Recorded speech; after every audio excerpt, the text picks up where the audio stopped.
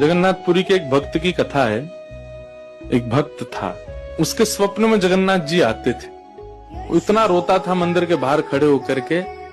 तो ठाकुर जी बोले, तू क्यों रोता है? बोले, आप बस मेरे साथ रहो, मुझे और कुछ नहीं चाहिए, और इस बात का मुझे अनुभव होना चाहिए कि आप मेरे साथ हो। तो भगवान जगन्नाथ जी ने उसको कहा, मैं तेरे साथ हमेशा हूं, और इसका अनुभव तुझे जब करना हो समुद्र की बालू में चलना, और थोड़ी दूर चलने के बाद फिर पीछे देखना, 2 पैरों के निशान तेरे होंगे और तेरे बगल में 2 पैर के निशान मेरे होंगे। उससे तुझे पता चल जाएगा मैं तेरे साथ।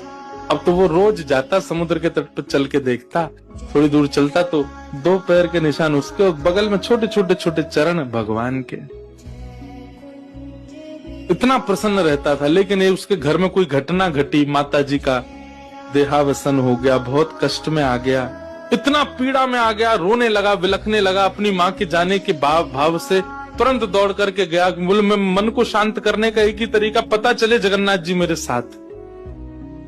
अत्यंत पीड़ा में था। जैसे ही समुद्र के तट पर चल रहा था, रो रहा था बहुत तेज तेज। पीछे मुड़ करके उसने देखा तो 2 ही पैरों के चिन्ह थे। जगन्नाथ मंदिर के बाहर जाकर बोला, मैं समझ गया, मेरी माँ का देहावसन इसलिए हुआ क्योंकि आप मुझे छोड़ के चले गए हो। अब आप मेरे साथ में नहीं हो। आपने कुछ दिन मेरा संग किया, उसके बाद मुझे अकेला छोड़ दिया। नाथ, आप ऐसा कैसे कर सकते? मुझसे क्या अपराध हुआ? रोने लगा, बिलखने लगा। जगन्नाथ जी रात्रि में फिर स्वप्न में आए। क्यों रो रहा था? बोले, नाथ, आप मेरे साथ थे हमेशा, और आज आप मेरे साथ नहीं थे। मैंने जाके देखा 2 ही चरण चिन्ह थे, और आज ही मेरी माँ का भगवत धाम गमन हो गया। इसका मतलब आपने मुझे त्याग दिया ना? मुझसे कोई अपराध हुआ है? भगवान बोले, नहीं। तो फिर आज आपके चरण चिन्ह क्यों नहीं थे?